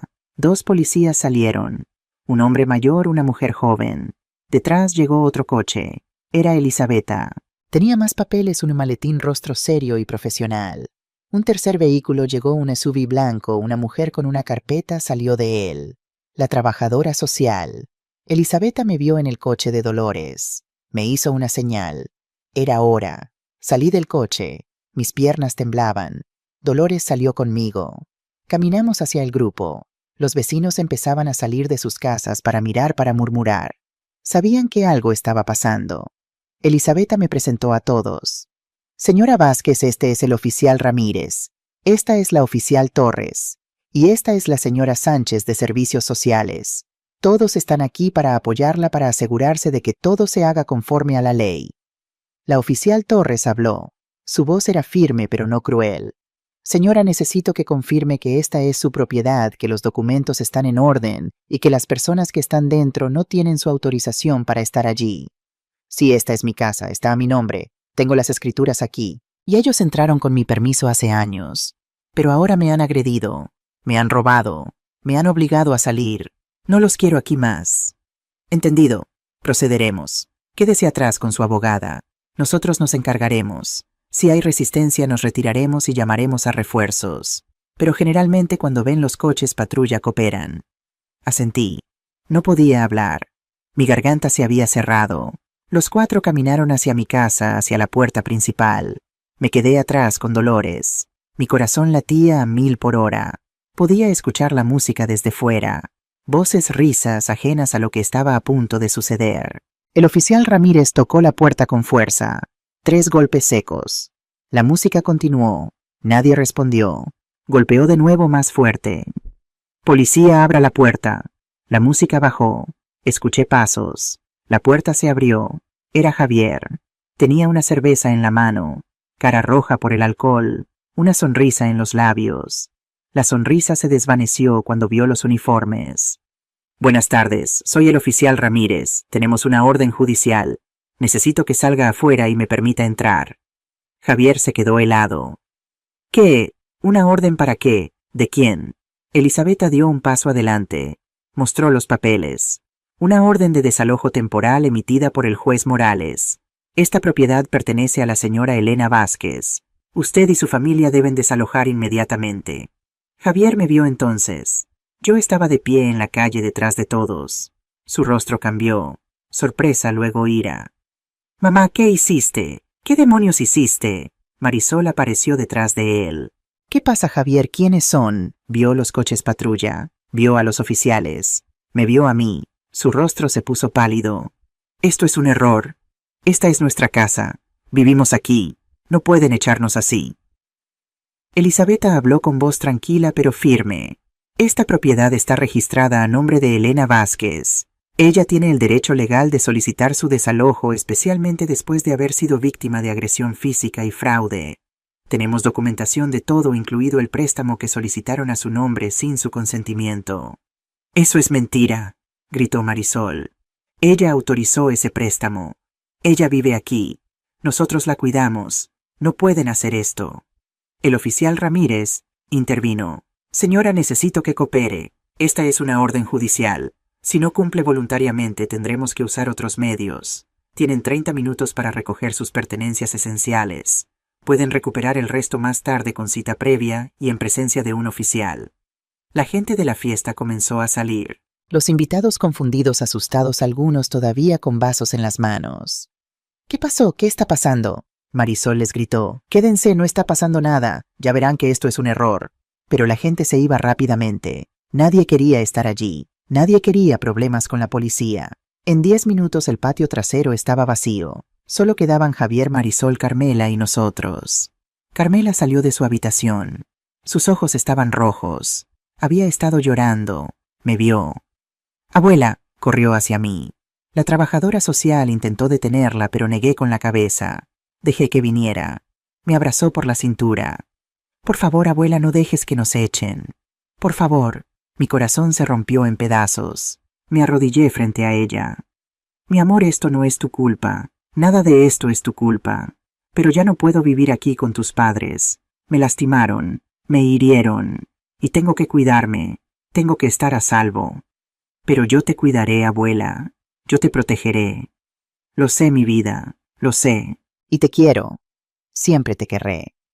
Pero esto es algo que los adultos tienen que resolver. Tú solo tienes que ser una niña. No tienes que proteger a nadie. La trabajadora social se acercó. Habló con voz suave. Hola, Carmela. Soy la señora Sánchez. Voy a asegurarme de que estés bien, de que tus padres y tu abuela resuelvan esto sin que te afecte. Está bien. Vas a estar bien. Marisol la llamó. Carmela, ven aquí ahora. No te quedes con ella. Todo esto es su culpa. Carmela me miró confundida, asustada. Ve con tu mamá, mi amor. Está bien, ve. La niña caminó lentamente hacia Marisol. Me miró 2 veces como despidiéndose, como preguntándome si estaría bien. Le sonreí aunque dolía, aunque me estaba muriendo por dentro. Javier comenzó a recoger cosas. Arrojaba ropa en bolsas. Marisol estaba llorando. Esto no es justo. No tienes derecho. Vamos a luchar contra esto. Vamos a recuperar la casa. Ya verás. Elena, te vas a arrepentir de esto. Elisabetta respondió por mí. Cualquier amenaza será documentada y usada en su contra. Le sugiero que coopere y se marche pacíficamente. Los 30 minutos pasaron como un sueño, como una película. Javier y Marisol sacaron ropa, juguetes de Carmela, algunos objetos personales. No mucho. No podían llevarse mucho. El oficial Torres supervisó todo. Se aseguró de que no se llevaran nada que no fuera suyo. Cuando terminaron, se fueron. Javier pasó junto a mí sin mirarme. Marisol me miró con puro odio. Esto no ha terminado. Lo juro. Carmela estaba llorando. Abuela, abuela, por favor. Subieron a su coche, el que habían comprado con dinero prestado, el que aparcaban en mi garaje. Se alejaron. Se fueron. Sus luces traseras desaparecieron al final de la calle. Me quedé de pie allí en medio de la calle frente a mi casa. Mi casa que finalmente volvía a ser mía. El oficial Torres me entregó las llaves. Son suyas, señora Vázquez. La casa está asegurada. Le recomiendo que cambie las cerraduras mañana a primera hora por si acaso hicieron copias. Asentí. Tomé las llaves. Pesaban más de lo que recordaba. O quizás era yo quien se sentía más ligera. Elisabetta revisó los papeles finales. Firmé donde me indicó. Esto es temporal, señora Vázquez. Habrá una audiencia en 2 semanas, pero con las pruebas que tenemos es muy probable que el desalojo se convierta en permanente. Pueden intentar luchar, pero lo dudo. Los casos como este rara vez favorecen al agresor. Gracias, abogada, por todo. Sonrió. Es mi trabajo y es lo correcto. Cuídese. Llámeme si ocurre algo, cualquier amenaza, cualquier intento de contacto no autorizado. Todo está registrado. La trabajadora social se acercó. Señora Vázquez, estaré monitoreando la situación de la menor Carmela para asegurarme de que esté en un ambiente seguro. Si en algún momento cree que la niña está en peligro con sus padres, notifíqueme. Tenemos opciones. Lo haré. Gracias. Los oficiales se fueron. Elisabetta se fue. La trabajadora social se fue. Solo quedamos Dolores y yo de pie frente a mi casa. El patio trasero todavía estaba lleno de los restos de la fiesta. Vasos de plástico, botellas vacías, platos con comida a medio comer, servilletas en el suelo. El olor a barbacoa todavía flotaba en el aire. ¿Quieres que me quede contigo esta noche?, preguntó Dolores preocupada. No necesito estar sola. Necesito reclamar mi espacio. Pero gracias por todo. Sin ti no podría haber hecho esto. Me abrazó. Eres más fuerte de lo que crees, Elena. Siempre lo has sido. Solo necesitabas recordarlo. Dolores se fue. Me quedé de pie frente a la puerta. Mi puerta. Puse la llave en la cerradura. La giré. El sonido del pestillo abriéndose fue el sonido más dulce que había escuchado en años. Empujé la puerta. Entré. La casa estaba en silencio, un silencio profundo, pesado, pero no era el silencio opresivo de antes. Era un silencio de paz, de libertad. Caminé por la sala de estar. Pasé la mano por la mesa, por el sillón que había sido mío y que Marisol había movido. Lo puse de vuelta junto a la ventana donde siempre había estado, donde debía estar. Fui a la cocina. Había platos sucios por todas partes, restos de la fiesta, botellas en la encimera, comida derramada, un desastre. Pero era mi desastre. Mi cocina, mi casa. Comencé a limpiar. Lavé los platos uno por uno. Limpié la encimera. Barrí el suelo. Sentí cada movimiento, cada gesto. Estaba reclamando mi espacio. Estaba borrando sus huellas. Fui al dormitorio principal, el que había sido mío, el que me quitaron. Las sábanas de Marisol todavía estaban en la cama. Sus cosas en el tocador, maquillaje, perfumes, ropa. Quité todo. Lo puse en bolsas. Las dejé en el pasillo. ¿Vendrían a recogerlas más tarde o no? No me importaba. Puse mis propias sábanas, las que había guardado blancas limpias. Olían a lavanda. Me senté en la cama. Mi cama en mi habitación. Miré por la ventana al jardín, a las plantas, al cielo oscureciendo. Todo estaba allí. Todo seguía allí, y ahora era mío otra vez. Fui a la pequeña habitación trasera, la que había sido mi prisión. Saqué mis pocas cosas, mi ropa, mis medicamentos, la foto de Lorenzo. La coloqué en la mesita de noche en el dormitorio principal junto a la cama donde siempre había estado. Hola, mi amor. He vuelto. Estoy en casa. Pasé las siguientes horas limpiando, organizando, reclamando cada rincón, cada espacio. Tiré las cosas que Marisol había puesto. Las horribles decoraciones, los cojines chillones, los cuadros baratos. Saqué mis cosas de las cajas. Las puse de vuelta en su lugar, en su sitio correcto. Limpié el patio trasero. Recogí todos los vasos, todas las botellas, toda la basura de la fiesta. La fiesta que celebraba mi ausencia. La fiesta que terminó de la peor manera posible para ellos. Sonreí. Una sonrisa amarga, pero real. Merecida. Eran las 2 de la madrugada cuando terminé. Estaba exhausta. Todo mi cuerpo dolía, pero era un dolor bueno. Un dolor de trabajo, de recuperación. Me di un largo baño en mi baño con mi agua caliente sin que nadie me apresurara, sin que nadie golpeara la puerta exigiendo entrar. Me puse mi pijama favorito, el que no había usado en años porque Marisol decía que parecía viejo. Me acosté en mi cama en mi habitación. Cerré los ojos y por primera vez en años dormí en paz. Dormí profundamente. Dormí sin miedo, sin ansiedad, sin preocupación de que alguien entrara, de que alguien me gritara, de que alguien me hiciera daño. Desperté con el sol. Entraba por la ventana, por mi ventana. Me estiré. Sonreí. Hoy era un nuevo día. El primer día del resto de mi vida. El primer día como dueña de mi propia casa, otra vez de mi propia vida. Pero sabía que esto no había terminado. La verdadera batalla legal apenas comenzaba. Javier y Marisol no se rendirían tan fácilmente. Intentarían luchar. Intentarían recuperar lo que creían que era suyo por derecho. ¿Y Carmela? Mi pobre Carmela estaba atrapada en medio de todo esto. Me levanté, me vestí y me preparé para lo que vendría. Ya no tenía miedo, ya no huía. Ahora era yo quien luchaba, y esta vez iba a ganar. Las 2 semanas siguientes a la recuperación de mi casa fueron un torbellino de actividad legal. Elisabetta trabajaba incansablemente preparando cada detalle para la audiencia que determinaría si el desalojo temporal se convertiría en permanente. Yo pasaba horas en su despacho repasando mi testimonio, revisando documentos, recordando fechas y montos exactos. «Tienes que estar preparada para todo, Elena», me advirtió Elisabetta una tarde mientras organizaba una montaña de papeles. «Javier ha contratado a un abogado. No es de los mejores, pero intentará desacreditarte». «¿Cómo que?», pregunté sintiendo un nudo en el estómago. «Dirá que estás confundida, que tu memoria falla, que malinterpretaste sus acciones. Es la estrategia típica en estos casos. Intentarán hacer que parezcas una anciana paranoica que imagina cosas». Me enderecé en la silla. «Tengo 64 años, no 94. Mi mente está perfectamente clara». Elisabetta sonrió. «Exactamente así debes responder en la audiencia. Con firmeza, con claridad. Sin dudas». El día anterior a la audiencia recibí una llamada inesperada. Era la señora Sánchez, la trabajadora social. «Señora Vázquez, necesito informarle de algo. He estado monitoreando la situación de Carmela y estoy preocupada. La niña está mostrando signos de ansiedad y tristeza. Dice que extraña su casa, sus cosas, y sobre todo a usted». Mi corazón se encogió. «Está bien, está segura con ellos. Físicamente está bien, pero emocionalmente. Javier está bebiendo más desde el desalojo. No ha sido violento con la niña, pero ella lo ve discutir constantemente con Marisol. Están viviendo en un pequeño apartamento alquilado y la tensión es palpable».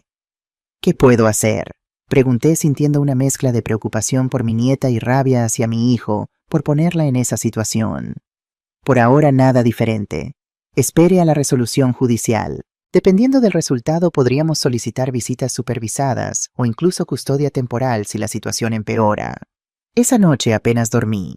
Pensaba en Carmela, en su carita asustada la última vez que la vi, en cómo me abrazó suplicándome que no dejara que los echaran. Me sentía desgarrada entre la necesidad de protegerme a mí misma y el deseo de proteger a mi nieta. El día de la audiencia amaneció gris y lluvioso, como si el cielo compartiera mi estado de ánimo. Dolores vino a recogerme temprano. Me había ayudado a elegir un conjunto apropiado, un vestido azul marino sobrio, un cardigan gris, zapatos cómodos pero presentables. Nada ostentoso, nada que pudiera hacer pensar que estaba disfrutando de esta situación.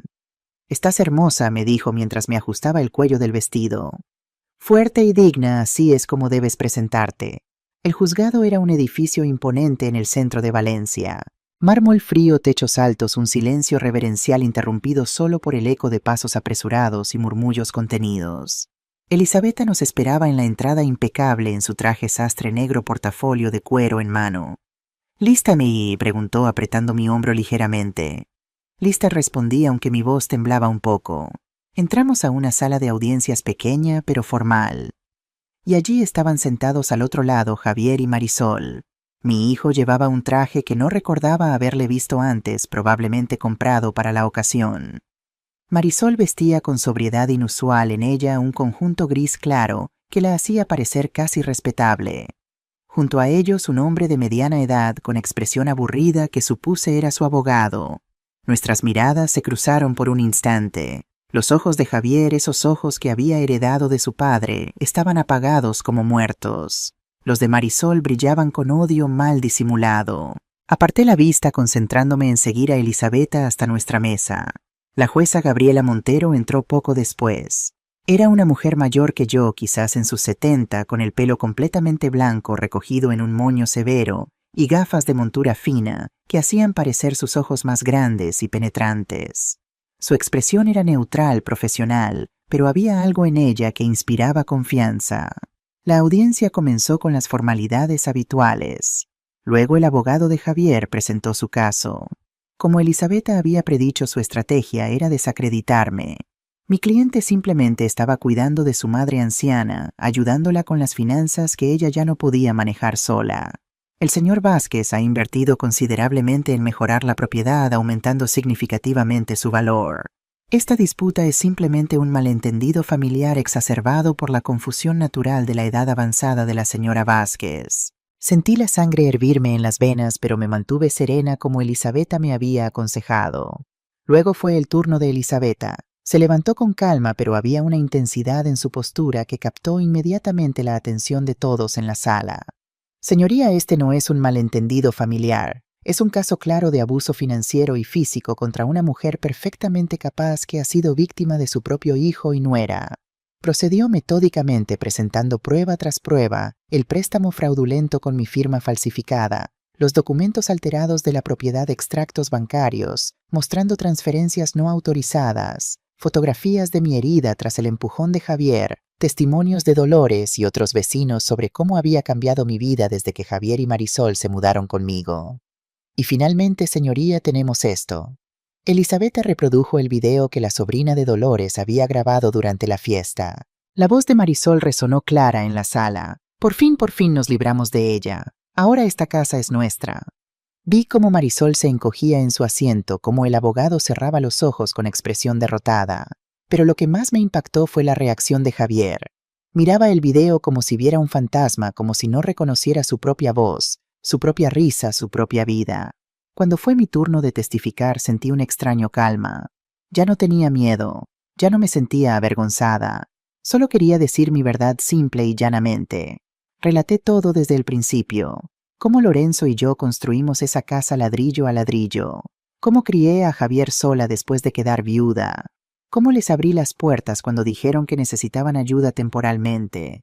Y luego cómo comenzó el abuso sutil al principio, luego cada vez más descarado, hasta culminar con violencia física. El abogado de Javier intentó desestabilizarme durante el contrainterrogatorio, sugiriendo que yo había aceptado voluntariamente todas las decisiones que había autorizado el préstamo, pero lo había olvidado que me había caído por accidente y culpaba injustamente a mi hijo. «Señor», respondí con una claridad que me sorprendió a mí misma. «He cosido vestidos de novia durante 40 años. Mis dedos pueden enhebrar una aguja sin mirar. Mi mente puede calcular metros de tela y presupuestos sin calculadora. No olvido cosas tan importantes como firmar un préstamo de 5.000 euros». Vi una leve sonrisa en los labios de la jueza Montero. Luego llegó el momento que no esperaba.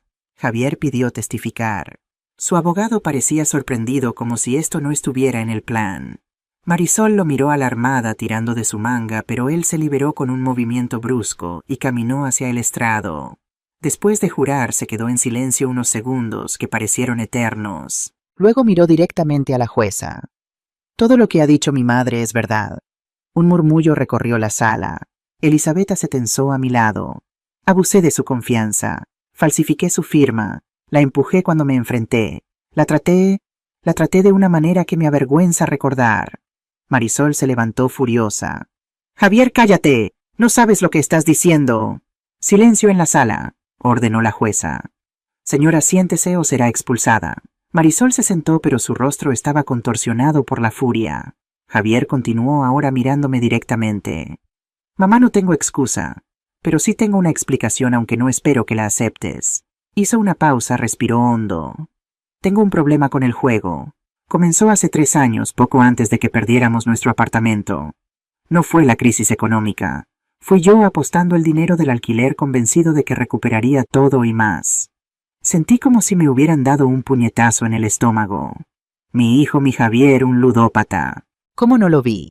Cuando nos mudamos contigo pensé que sería temporal de verdad. Pero las deudas siguieron creciendo. Los prestamistas amenazaban. Necesitaba dinero cada vez más. Y tú lo tenías. Su voz se quebró. Marisol lo sabía. Al principio trató de detenerme, pero luego vio la oportunidad. Tu madre es mayor, me decía. Eventualmente la casa será tuya de todos modos. Solo estamos adelantando lo inevitable. Miré a Marisol. Su rostro era una máscara de odio puro. Empezamos con pequeñas cosas. Reorganizar la casa. Tomar control de las facturas. Luego más. Tu habitación. Tus documentos. Tu dinero. Cada vez era más fácil justificarlo. Ella no lo necesita. Está confundida. Es por su propio bien. Javier sollozó abiertamente. Pero en el fondo sabía que estaba mal. Cada vez que veía tu rostro herido, cada vez que te encogías cuando entraba en una habitación, una parte de mí se odiaba. Bebía para silenciar esa voz. Y cuanto más bebía, más violento me volvía. Se secó las lágrimas con la manga. El día que te empujé, cuando vi la sangre, cuando vi el terror en los ojos de Carmela, supe que me había convertido en un monstruo, pero estaba demasiado asustado, demasiado avergonzado para admitirlo, así que seguí mintiendo, a ti, a mí mismo. La sala estaba en completo silencio, incluso la jueza parecía impactada por esta confesión inesperada. No espero perdón, mamá, no lo merezco, solo quiero que sepas que esta es tu casa legítimamente, y que lo siento tanto que las palabras no bastan. Marisol se levantó de nuevo, esta vez más controlada, pero no menos furiosa. ¿Puedo hablar, señoría? La jueza asintió todavía, procesando lo que acababa de escuchar. Todo lo que ha dicho es mentira, siseó Marisol. Él no tiene ningún problema con el juego. No falsificamos nada. Elena está confundida, siempre lo ha estado. Nosotros la estábamos cuidando y así nos paga. Su voz destilaba veneno. Si alguien es culpable, aquí es él. Él fue quien tomó el dinero. Él fue quien la empujó. Yo solo intentaba mantener a la familia unida. Elisabetta se levantó. Señoría, creo que las declaraciones hablan por sí mismas. El señor Vázquez ha admitido los hechos. La señora Serrano intenta desviar la responsabilidad sin negar lo ocurrido. La jueza Montero asintió. Estoy de acuerdo, abogada Vega. Creo que tengo suficiente información para tomar una decisión. Después de un receso de 30 minutos que pareció una eternidad, volvimos a la sala. La jueza Montero tenía una expresión grave cuando comenzó a leer su resolución.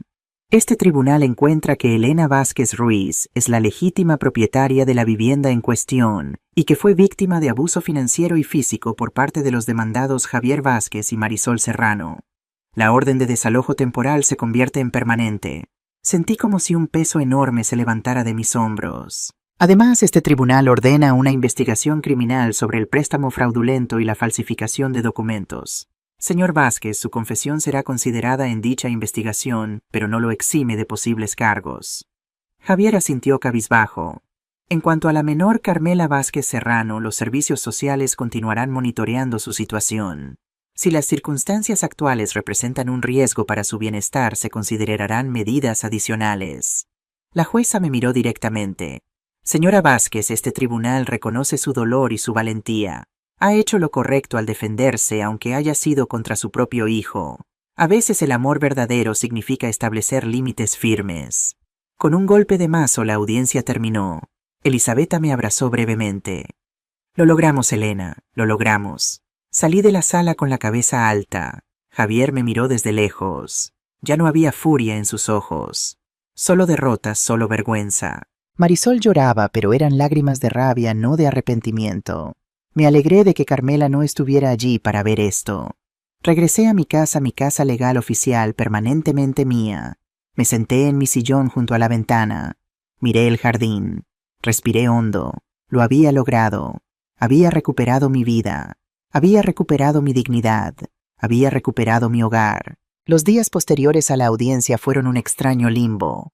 Por un lado experimentaba una libertad intoxicante, podía moverme por mi casa sin temor, usar mis cosas, cocinar cuando quisiera dormir sin preocupaciones. Por otro lado sentía un vacío inexplicable, como si la tensión constante de los últimos años hubiera dejado un hueco que no sabía cómo llenar. Dolores venía a visitarme a diario. Es normal, me decía mientras compartíamos té en el jardín. Has estado en modo supervivencia tanto tiempo que ahora no sabes cómo simplemente vivir. Poco a poco fui reclamando cada centímetro de mi casa, no solo físicamente sino emocionalmente. Pinté las paredes de colores frescos, reorganicé los muebles, planté nuevas flores en el jardín. Cada acción era un acto de afirmación. Esto es mío, esto es mi elección, esto refleja quién soy. El cambio más significativo lo hice en la habitación que había sido de Carmela. Durante días mantuve la puerta cerrada, incapaz de enfrentar los recuerdos. Finalmente, con la ayuda de Dolores, vacié el cuarto donando los juguetes y ropa que Javier y Marisol habían dejado atrás.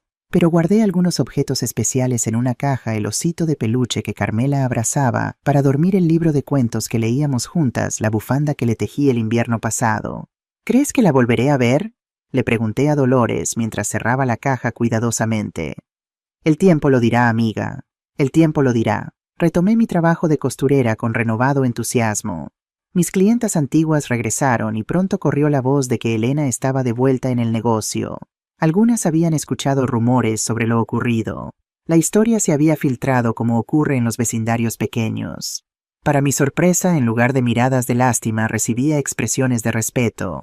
Mi hermana pasó por algo similar, me confesó una clienta mientras le tomaba medidas para un vestido de fiesta. Ojalá hubiera tenido su valor Elena.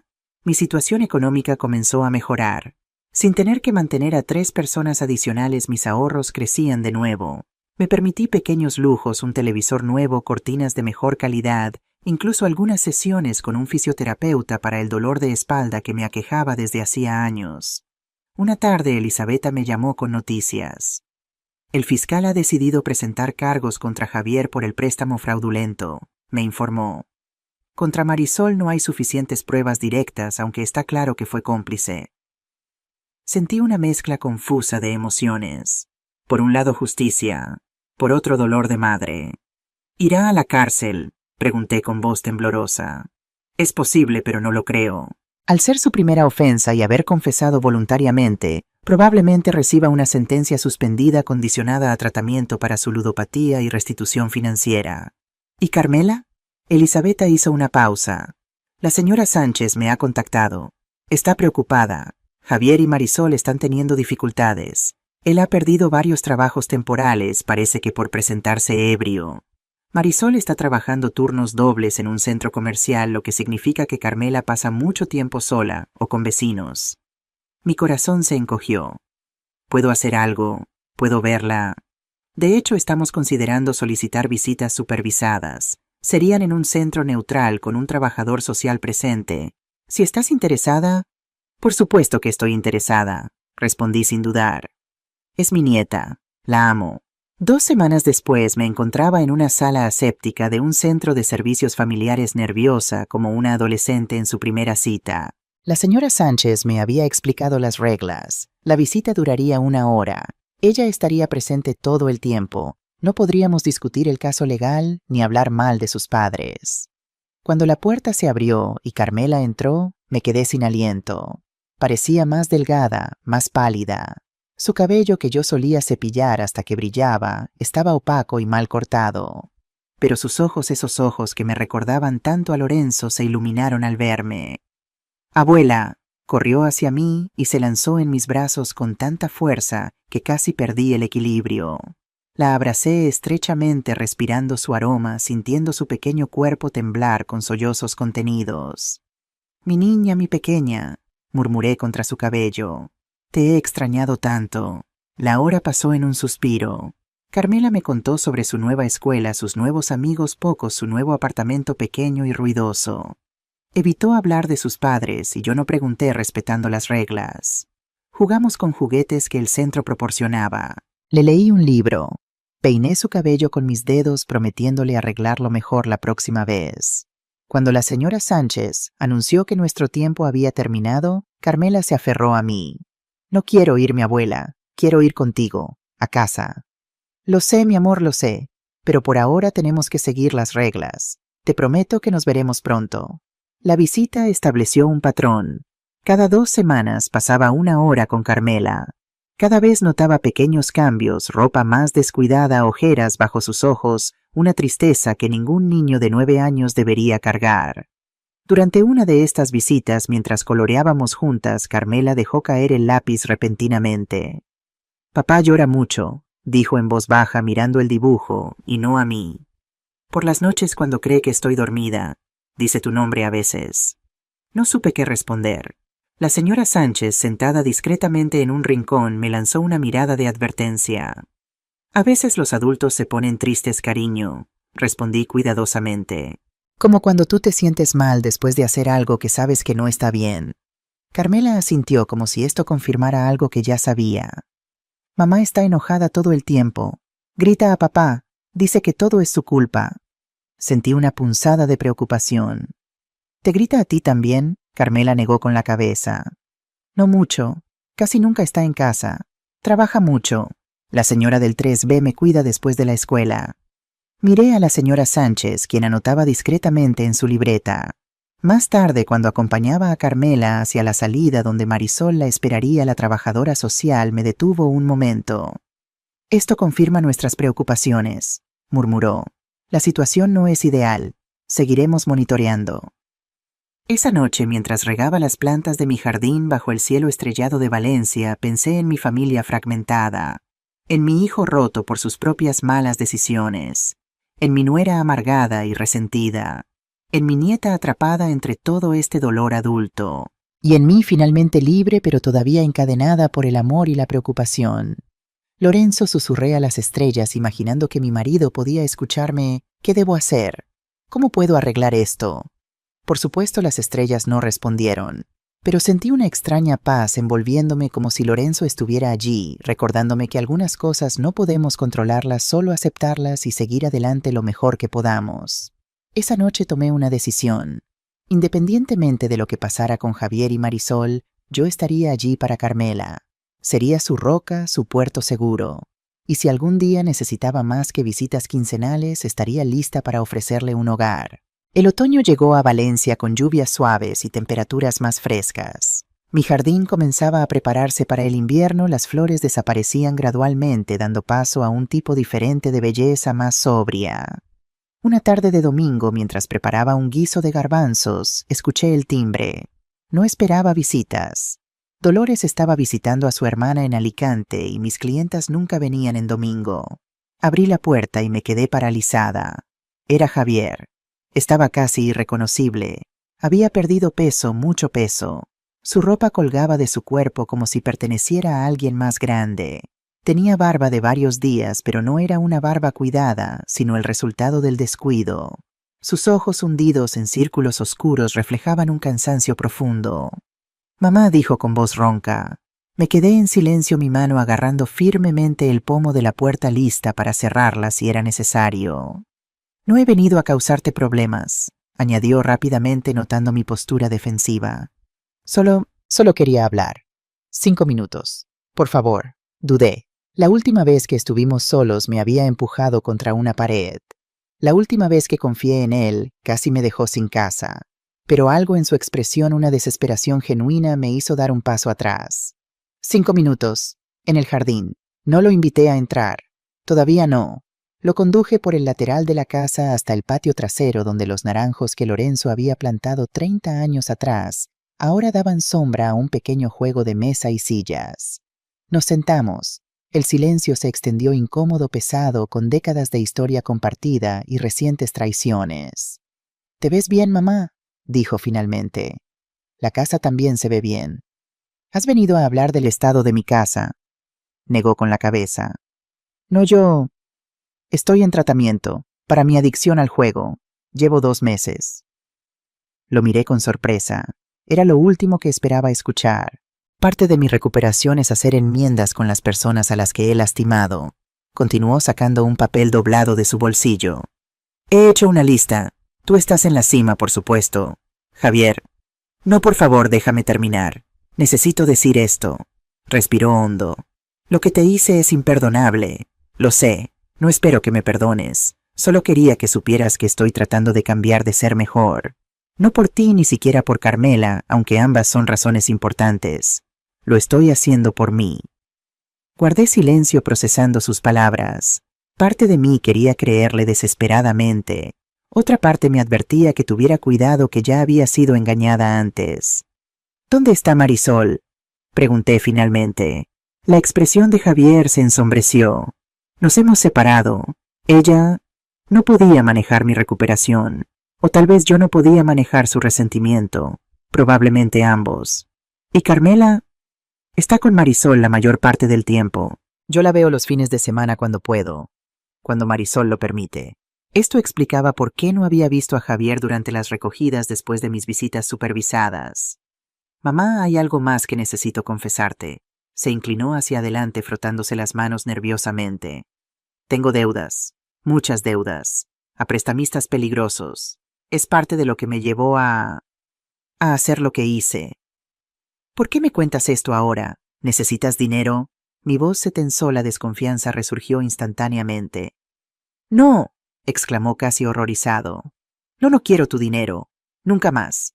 De hecho, buscó en su otro bolsillo y sacó un sobre. «He estado trabajando turnos dobles en un almacén. No es mucho, pero es un comienzo». Me entregó el sobre. Dentro había 500 euros y un pagaré manuscrito prometiendo devolver el resto del préstamo fraudulento en cuotas mensuales. «Sé que es apenas una fracción de lo que te debo, no solo financieramente sino emocionalmente, pero es un comienzo». Un compromiso. Miré el dinero luego a mi hijo. El hombre que había dado a luz, criado, amado incondicionalmente. El hombre que me había traicionado de la peor manera posible. El hombre que ahora se sentaba frente a mí roto, pero intentando reconstruirse. «Tu terapeuta te sugirió esto, ¿verdad?», asintió. «Sí, pero quería hacerlo. Necesitaba hacerlo. Por mí tanto como por ti». Doblé el pagaré y se lo devolví, pero retuve el dinero. «No necesito una promesa escrita, Javier. Tu palabra debería ser suficiente. Si no lo es, ningún papel lo arreglará». Pareció entender el peso de lo que le estaba diciendo. Guardó el papel de nuevo en su bolsillo. «Hay algo más», añadió después de un momento. «La señora Sánchez me ha dicho que ves a Carmela regularmente». «Sí, 2 veces al mes. Visitas supervisadas». «Es bueno. Ella te necesita. Te extraña mucho». Hizo una pausa. «De hecho, la señora Sánchez sugirió que quizás, si estás de acuerdo y después de un tiempo prudencial, podríamos modificar el arreglo. Permitir visitas más largas. Tal vez incluso que Carmela se quede contigo algunos fines de semana». Mi corazón se aceleró. «Marisol estaría de acuerdo con eso». Javier frunció el ceño. «Honestamente no lo sé, pero no es solo su decisión. Y la señora Sánchez está preocupada por el ambiente en el que está Carmela ahora». No dije nada, pero mi mente ya estaba planeando cómo reacondicionar la habitación de Carmela, qué comidas prepararía, qué libros leeríamos juntas. «Tus 5 minutos han pasado», dije finalmente, pero sin la dureza que había planeado inicialmente. Javier se levantó. «Gracias por escucharme, mamá. No esperaba tanto». Lo acompañé hasta la puerta. Mientras se giraba para irse, algo me impulsó a preguntar: «¿Dónde estás viviendo ahora?». Se encogió de hombros. «En un albergue temporalmente. Es parte del programa». Desintoxicación completa del juego del alcohol de las relaciones tóxicas. Empezar de cero. Lo miré largamente, este hombre que era a la vez mi niño pequeño y un extraño. Si necesitas un lugar para estar para hablar, mi puerta está abierta. No para vivir, no todavía, tal vez nunca, pero para visitar, para reconstruir poco a poco. Su expresión se iluminó brevemente como si un rayo de sol atravesara nubes densas. Gracias, mamá. Significa más de lo que puedo expresar. Lo vi alejarse calle abajo, su figura solitaria encorvada contra el viento otoñal. No sentía perdón, no completamente, pero sentía algo más: esperanza. Una frágil esperanza de que quizás con tiempo y esfuerzo, algún tipo de relación podría ser salvada de las cenizas de lo que habíamos perdido. Esa noche llamé a Elisabetta para contarle sobre la visita de Javier. ¿Crees que es sincero?, le pregunté, todavía insegura de mis propios sentimientos. Es difícil saberlo con certeza, respondió ella cuidadosamente. La adicción es una enfermedad compleja y la recuperación rara vez es un camino recto. Habrá recaídas, habrá luchas. Entonces debo mantenerlo alejado. No dije eso. Hizo una pausa. Elena, tú conoces a tu hijo mejor que nadie. Confía en tu instinto, pero protege tus límites. Puedes apoyar su recuperación sin sacrificar tu seguridad emocional o financiera. Sus palabras resonaron en mí. Durante tanto tiempo había oscilado entre extremos: confianza ciega o rechazo total. Quizás había un camino intermedio, una cautelosa apertura vigilante, pero no paranoica. Apoyo sin entrega incondicional. Es posible amar a alguien y aún así no confiar en él completamente, continuó Elisabetta como si leyera mis pensamientos. El perdón no significa permitir que te lastimen de nuevo. Sabias palabras, murmuré. No mías, de mi propia terapeuta después de lo que pasó con mi madre y mi hermano. Sonreí a pesar de la gravedad del momento. Parece que todos necesitamos ayuda para navegar estas complicadas relaciones familiares. Así es la vida, Elena. Nadie tiene todas las respuestas. Solo intentamos hacerlo lo mejor que podemos con las cartas que nos han repartido. 3 meses después de la visita de Javier, mi vida había encontrado un nuevo ritmo. Mi negocio de costura prosperaba. Incluso había contratado a una asistente, Lucía, una joven inmigrante colombiana con talento para los bordados. Las visitas con Carmela se habían vuelto más frecuentes, pasando de 2 horas quincenales a tardes completas cada semana. El gran cambio ocurrió una fría mañana de enero, cuando la señora Sánchez me llamó con noticias que me dejaron sin aliento. Señora Vázquez, ha surgido una situación con Carmela. Marisol ha sido detenida anoche por conducir bajo los efectos del alcohol con la niña en el coche. Dios mío, ¿Carmela está bien? Físicamente sí. Emocionalmente está muy alterada. Actualmente está con una familia de acogida temporal, pero he pensado que usted... Sí, respondí antes de que pudiera terminar.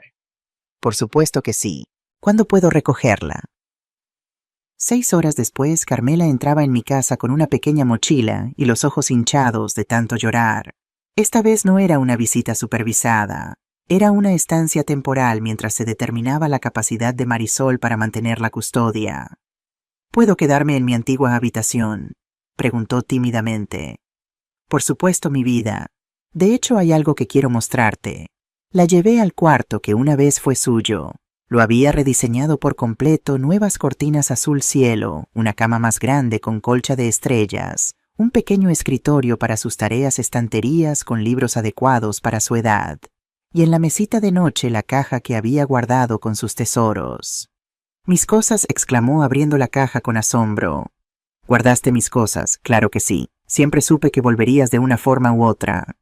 Me abrazó con fuerza y por primera vez en mucho tiempo sentí que algo fundamental en el universo volvía a su lugar correcto. Las semanas siguientes establecimos una rutina de desayunos tranquilos antes de llevarla a su nueva escuela más cercana a mi casa, tardes de tareas y lecturas, cenas donde hablábamos de nuestro día.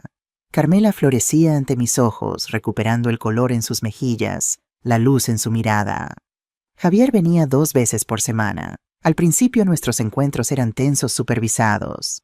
Gradualmente, a medida que demostraba su sobriedad y compromiso con su recuperación, las visitas se volvieron más relajadas. Los 3 cenábamos juntos, a veces como una extraña versión reconfigurada de familia. Un día, mientras Carmela estaba en la escuela, Javier me ayudaba a arreglar una tubería gotante bajo el fregadero. Trabajábamos en silencio él dentro del gabinete, yo pasándole herramientas. Esto me recuerda a cuando papá me enseñaba a hacer reparaciones, comentó su voz amortiguada por el espacio reducido.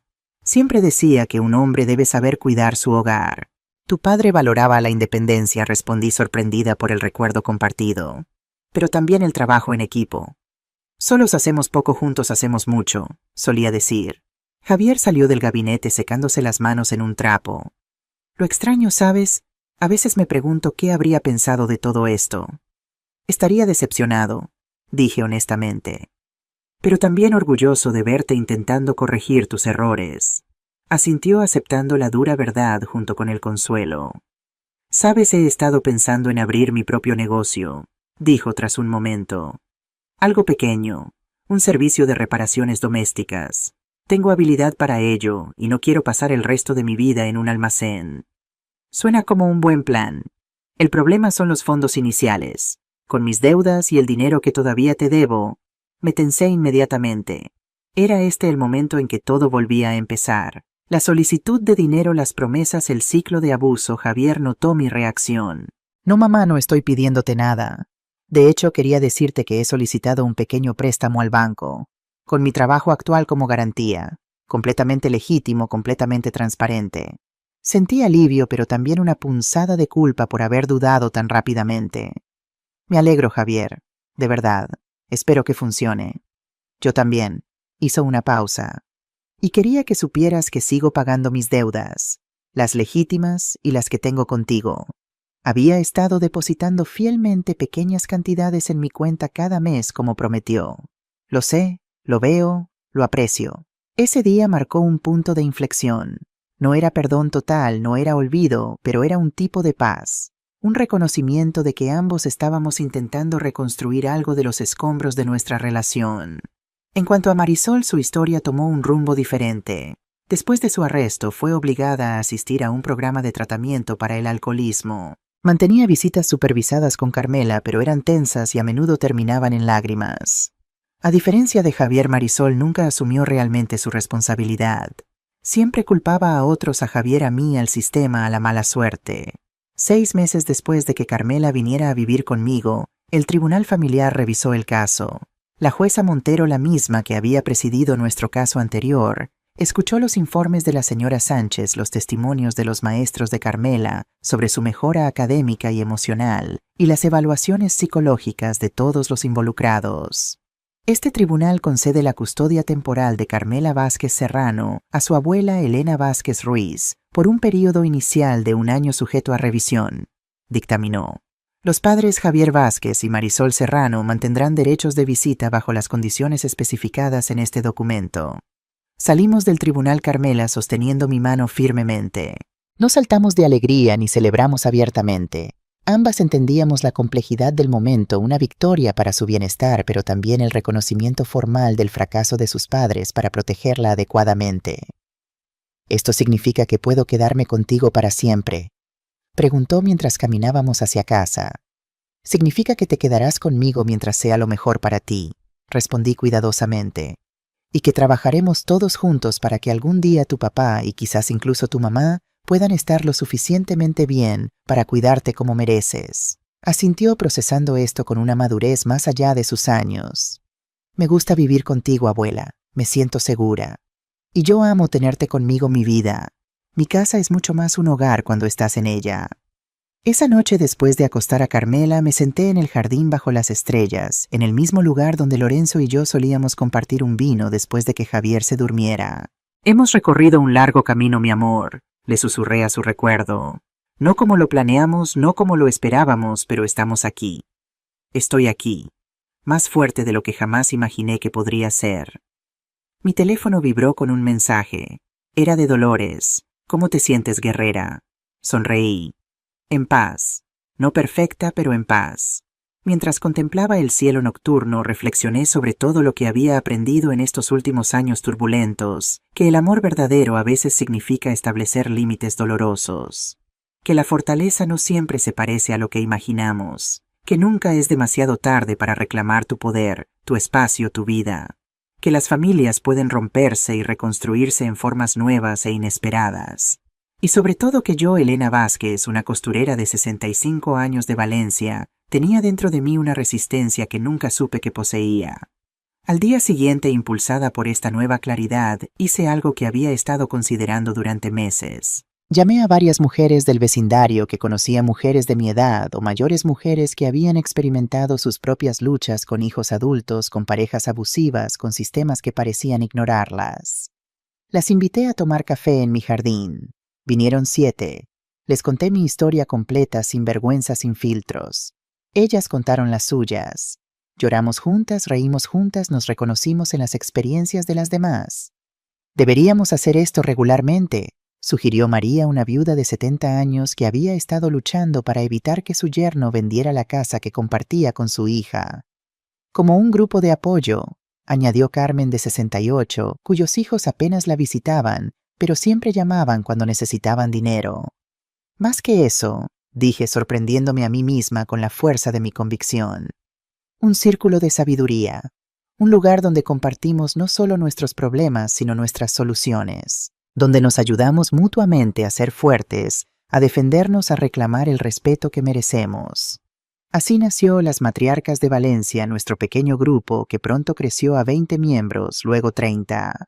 Nos reuníamos semanalmente alternando casas. Compartíamos recursos legales, contactos de profesionales de confianza, estrategias para manejar situaciones difíciles y, lo más importante, la validación de que nuestras experiencias importaban, de que nuestras voces merecían ser escuchadas. Un año después de recuperar mi casa, mi vida era casi irreconocible comparada con lo que había sido. Carmela florecía bajo mi cuidado, convirtiéndose en una niña segura y curiosa. Javier, sobrio por 15 meses, comenzaba lentamente a construir su pequeño negocio. Marisol seguía siendo una presencia distante y a menudo problemática, pero habíamos establecido límites claros que incluso ella respetaba la mayor parte del tiempo. Mi negocio de costura prosperaba ahora con una especialización en trajes de novia que me permitía cobrar tarifas más altas por mi experiencia. Las matriarcas se habían convertido en una institución local, incluso habíamos sido entrevistadas por un periódico regional. Y yo, Elena Vázquez, la mujer que una vez huyó de su propia casa sangrando y aterrorizada, ahora me sostenía erguida con la cabeza alta en mi hogar, en mi vida, en mi poder. Cada noche antes de dormir susurraba las mismas palabras a la fotografía de Lorenzo en mi mesita de noche. Lo logré, mi amor. Recuperé nuestra casa. Recuperé nuestra dignidad. Recuperé nuestra familia, aunque de formas que nunca habríamos imaginado. Y sobre todo, me recuperé a mí misma. Y esa al final fue la victoria más dulce de todas.